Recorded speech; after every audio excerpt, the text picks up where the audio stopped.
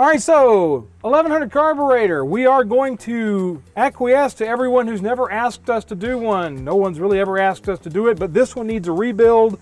And we're going to show that you can do this stuff at home. It doesn't have to be sent off to a shop to have it done. There are a couple things that we're going to use that are outside the norm, but we'll go over some of those as we're crossing those borders. One of the things I wanted to tell you is normally there would be a clip here and a clip here, keeping this from spewing fuel like it was when we did our startup video on it and we saw the fuel coming out of here. These kind of clips that are normally here, and I'm showing you one right now, these clips can be taken out best with a pair of locking pliers. You get a good broad head on there and you can clamp all that in and then it'll stay put. You won't lose it or lose your grip trying to take them off. But this one, I don't need it because there's nothing there. So after the break, we're going to be talking about rebuilding this thing and showing you all the stuff you need to take off.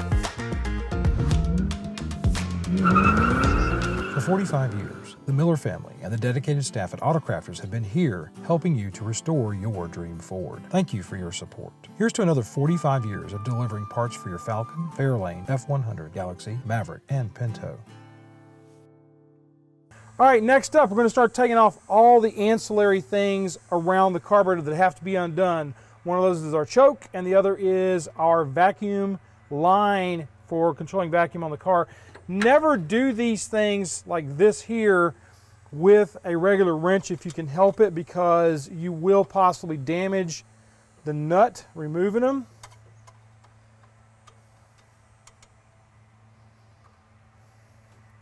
Sometimes these can be a royal pain too, because they'll start spinning because this line has been bent out of shape so many times, and you may end up having to just replace that line. They are available to the guys at Autocrafters. You can get that line. We probably will be doing that down the road. So fair warning, Ron, we'll probably be getting some of these lines from you guys as well.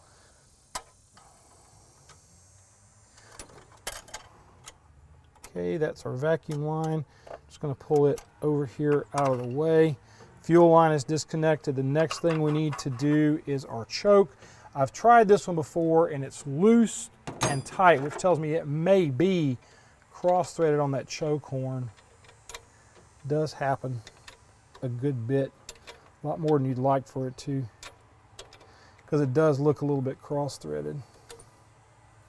These are also really hard to set up and get right because of this tube right here.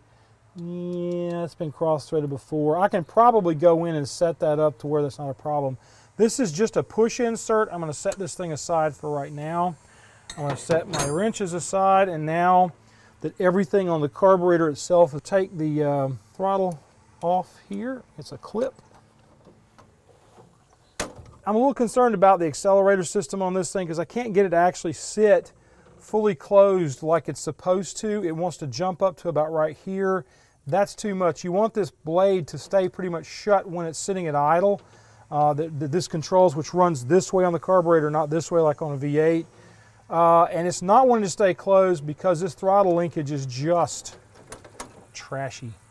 All right, so I'm going to take the nuts off of here. You really can only do this on this side. You could use a nut driver here, but the other side won't let you do that. Yeah, it looks like the stud's coming out. That's not an uncommon problem on these. We'll want to take the nut off the stud and make it so that we can put it back on with the stud in the intake.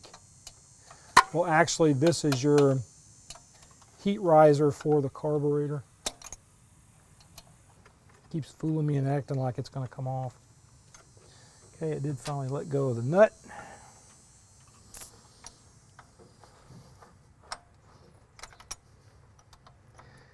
This keeps doing what it's doing. I'm going to probably, there we go. Once again, you can see that it's actually spinning the stud. You can get these you can get these nuts and studs at Autocrafters. Sorry, I couldn't resist.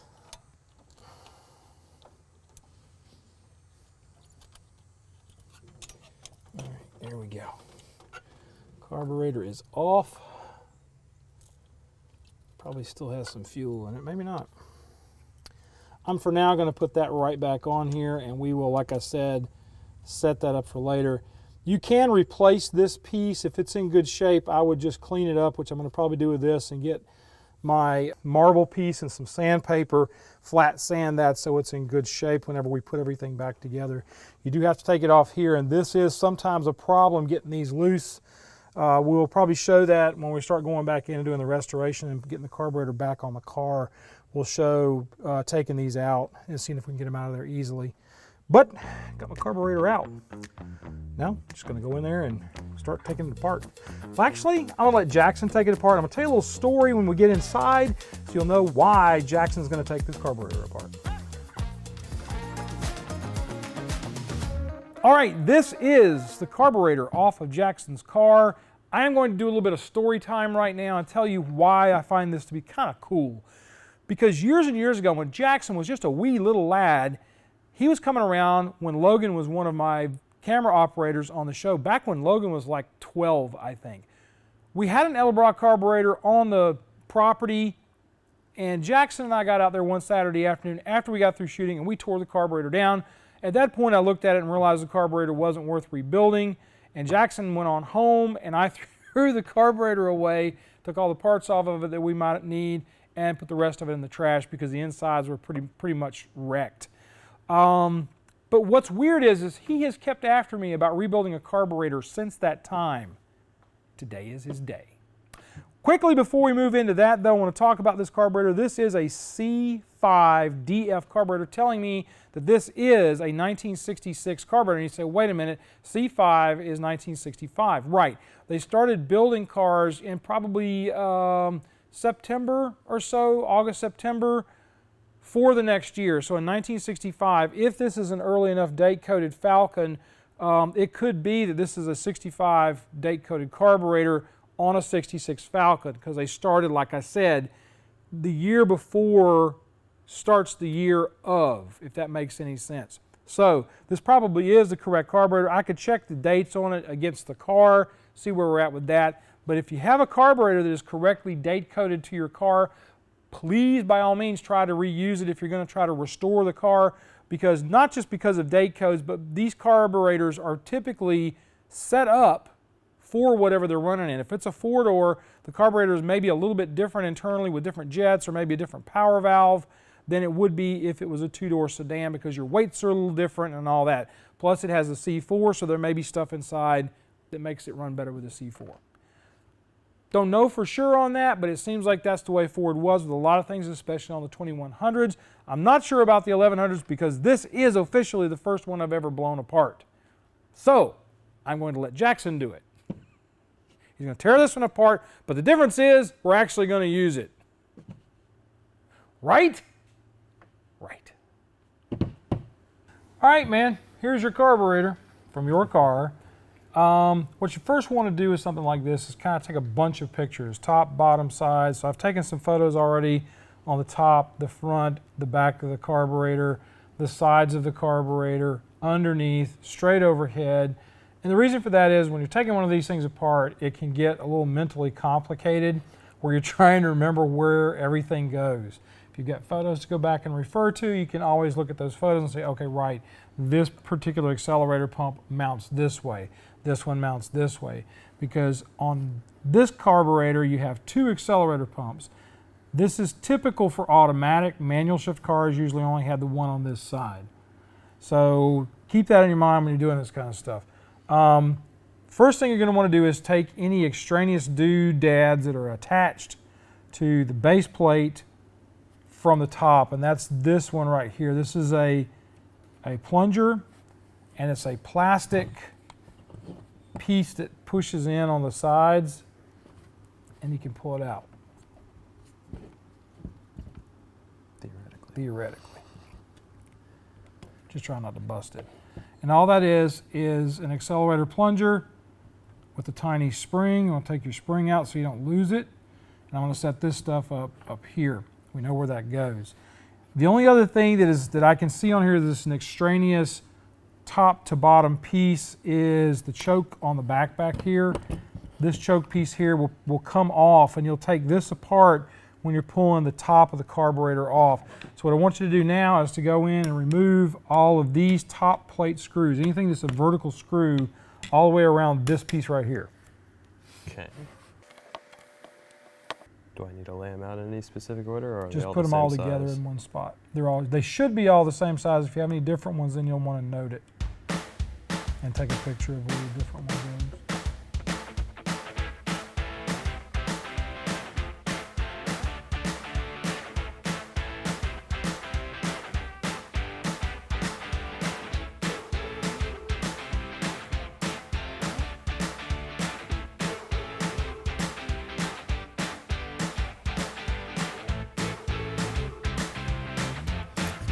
Scoop all those up and put them up there.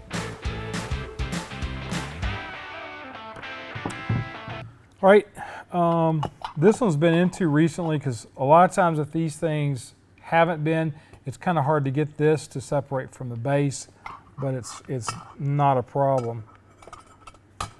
Now I'm going to try to get this spun around to be able to take that off. That comes off. We're going to set this kind of upside down right here. Flip it around so you can see it in the camera because I'm going to talk about it in just a second. Now this is your carburetor base. You can look down in here. There's a lot of trash down inside this bowl, which is going to be picked up in the jet and run through the carburetor if you're not careful. These carburetors, like the 2100s and the 4100s, are pretty sensitive to that sort of issue. Anytime you have any trash in there, it's going to cause a problem. I'm going to have Jackson take this over to our oil pit. We got a bucket around here that we pour the oil into. I'm going to have him pour that in there, and we're going to bring it back over here and we're going to start going a little deeper into this carburetor. So go ahead and take that and pour it into it. It's right over there under that steering wheel.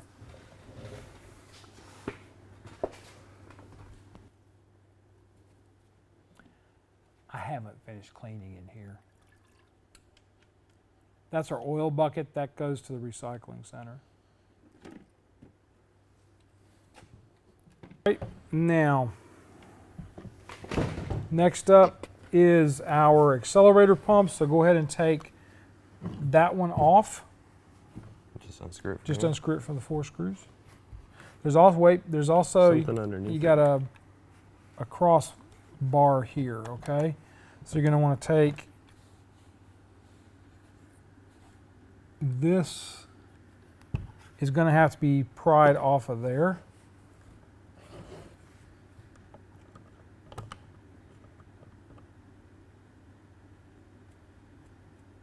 I'm going to break it.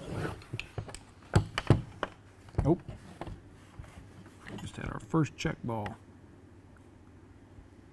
All right, I'm going to put the check ball up here and we'll figure out where that one goes. That's something that can happen when you're doing this. You're going to have stuff like that go out in the middle of nowheres. Okay. So I'm going to try to pry it off without breaking my pump arm.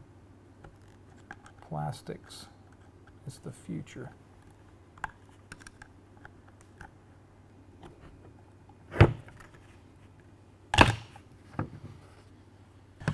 All right, go ahead and get that one off as well.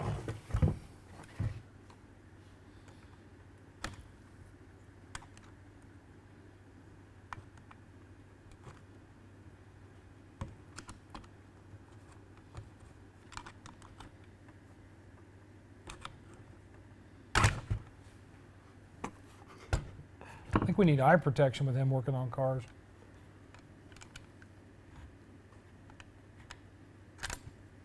Okay, just throw that away. Yeah, put it wherever the other one went. Logan's right here.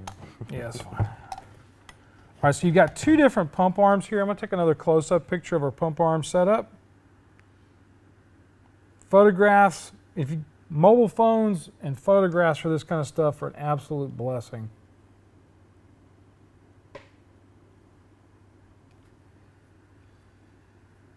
Mobile phone photos. And there's a super tiny nut there. I probably won't mess, unless we have a throttle position problem, I'm not going to mess with this stuff much at all. I'm going to probably leave that alone. The spring looks good. Everything in here looks fine. We'll probably leave that assembled when we put it in the drink to clean it. All right, now go ahead and get your accelerator pumps off. Like a dad with a 5-year-old, and I'm trying to want to jump in and help him all the time. It's driving me nuts. Right there. Oh, no, no, You no, do the this other is side. your carburetor. You were going to, nope, nope, nope, nope, first mistake. But those where they're not with the other, with the bowl screws. And you'll want to put your accelerator pumps over there with them. And the 4 screws that go with this accelerator pump should stay with that accelerator pump for now. Okay. We're probably going to do a mix of things here. We're going to do a little bit of Evapo Rust to clean these parts off, and then we're also going to put it into some simple green solution in our heated vibrating tank to clean them up. Now see, there goes your spring. Where did this go? That goes inside here. Like that, or the Yep. other way? It goes like that. Put that over there, along with, put all that stuff over there together. Get your other one. It's going to have the same thing as probably sprung.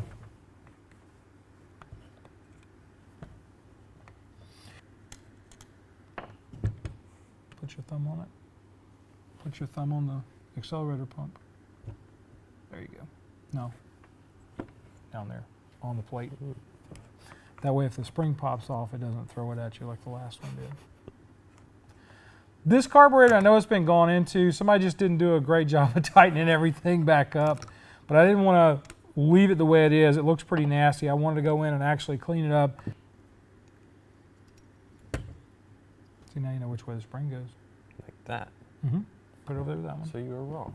You told me the other way. See? Now you know. Well, you know how they put it in. Don't know that that's actually right either. Okay, now we're down to the basics on this carburetor. Probably going to need to take the accelerator pump. I'm pretty sure that's the accelerator pump. Everything on it looks like the correct size for accelerator pump. And it is a big size. I believe it is a 1-inch diameter piece. It wasn't tight. So take the accelerator pump off and set it to the side. You won't want to put that in the drink, so to speak. Yep, that's your accelerator pump. It uses just outside natural air vacuum. Put that up there with it. We won't need it probably. And then I'm going to try and take that off. Oops, grabbed the wrong one. It's 9/16 and it's a 1/2 inch, and a 1/2 inch isn't in here. Maybe 7/16. We get lucky. It is a 7/16. Question is, will it come off? Sometimes these brass into aluminum get stuck and they won't come out. And the reason I'm taking this out is I want to make sure my vacuum ports are all cleaned as well. Take your flat blade screwdriver and take that out. That is your mixture screw, singular, because it's a 1-barrel carburetor. And we'll inspect the mixture screw at this point and see if we need to replace it. I'm not sure that they're actually making the mixture screw new. What you'll want to do is you'll want to run your thumb across it and see if you can feel any burrs, like it's been over tightened into that bore. Feels good though. This one feels pretty good. I'll probably just clean this mixture screw out and off in order to reuse it, and just take and put that in the drink as well. I'll put that up here. Choke plate's going to need to come off. Never taken a choke off on one of these, so this is going to be a little adventure for Jackson and I both. But then again, I have never taken any of that stuff off.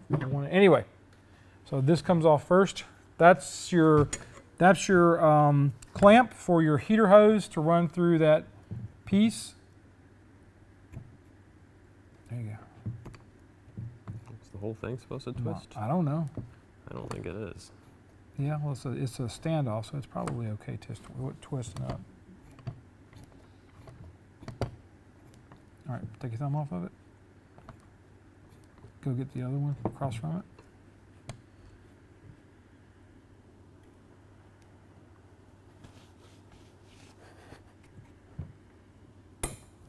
That one was Guten tight. It's a German tight. Squeak, squeak.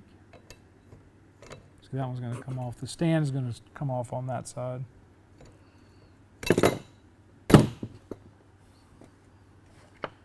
Now this has to come off as well. And this stand is held on with a flat blade. You can see the little notches in it. Oh my good, that's not tight.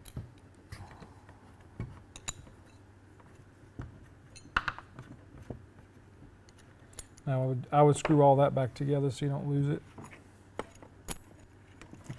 And there's another one down here on the bottom.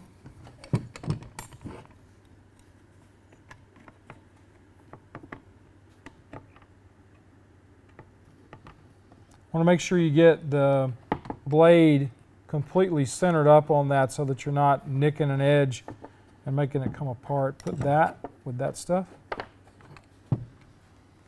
And your choke comes apart.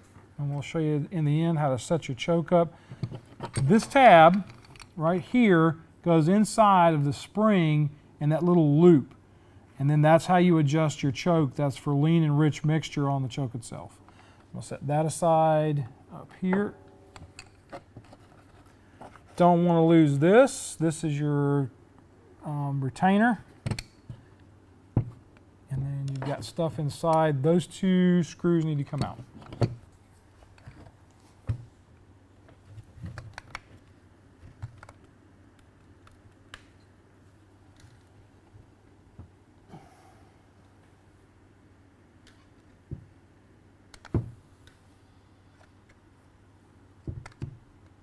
Wanting to strip. Let me try it then. Well, it's coming. It's just the metal is like really soft. Yeah, you've got steel going through aluminum. A lot of times that can cause an issue. Is it spinning or is it? It's spinning. Okay. Just doesn't want to.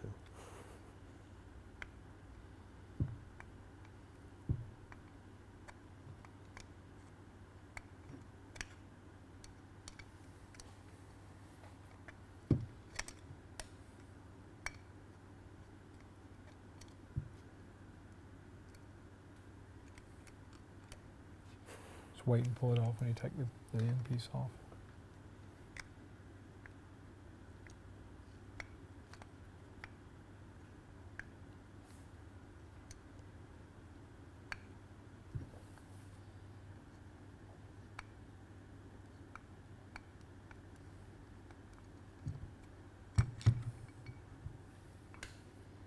Okay, now. It's got another one of those clips over there on Mm-hmm. All right, on the choke on a 1100, your mounting positions are like they are a lot of times on a standard or 2100 or 4100. You have a tube that runs into here to provide vacuum for the choke, or heat, I should say, for the choke to activate the bimetal spring in it. And there's two ways you can take this apart. You can try taking this off. So I am going to take this off now. This is a 9/32. I have an ignition wrench set, which I'm going to use to remove this. So it's a little easier to take things apart and get this choke plate off and not destroy that spring setup that's on there. I don't want to mess with that if I don't have to. And yes, I'm doing this instead of Jackson. I just sometimes tend to take over. I can't hold myself. We will have to set up the choke position with this later, but for right now, we just want to get this thing down to a cleanable level.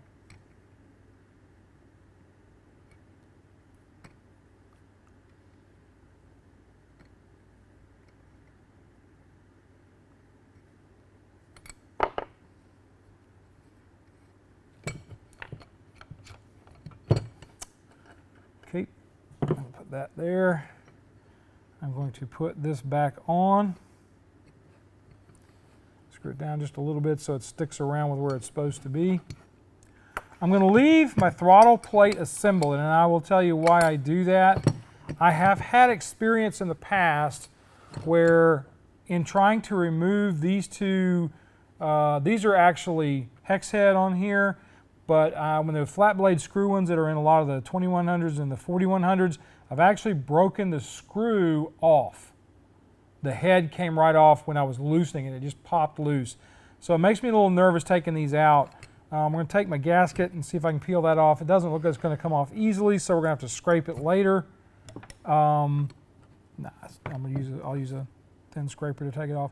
We'll scrape this base plate, leaving this on because we've got a spring in play here as well. And this will be what we're going to drop into in the drink, so to speak, and clean with our cleaner. It's like there's a venturi that's separate in here. That's interesting. Let's hope that doesn't get eaten up in the drink. Now we're going to go in and start messing around with our float plate. And this stuff here, this piece just pops out. There's two set pieces in here. I don't think I'm going to be able to just pull it out. But this can just pop out if you need it to. Again, that doesn't really matter where that's at. I'm going to try popping that back in there a little bit. This I'm going to leave on as well. It's for the choke. Again, the same problem. If I try to take these screws out, I have every good likelihood of breaking this. Taking the gasket off here. And I'm going to talk about a couple things here. This is your main fuel inlet. Your needle and seat is right here. I'm going to pull this pin out. Get her to let go. Oh, it's going to come out this side. So that's your main pin for your float.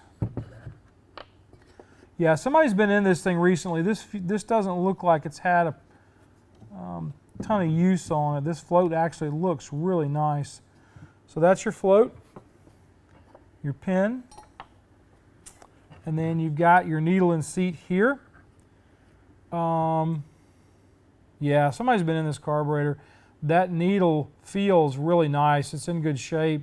So that probably would hold fuel pretty well. You wouldn't have any problems with it flooding. If you have a flooding issue on these early Fords, typically it's this needle and seat. Usually the rubber on here gets hard. Like if the car sits and the fuel goes out of it, this rubber will get hard on this needle and seat, and it'll just let fuel bypass and it'll flood the carburetor. So if you have a flooding problem, it's probably coming from right there.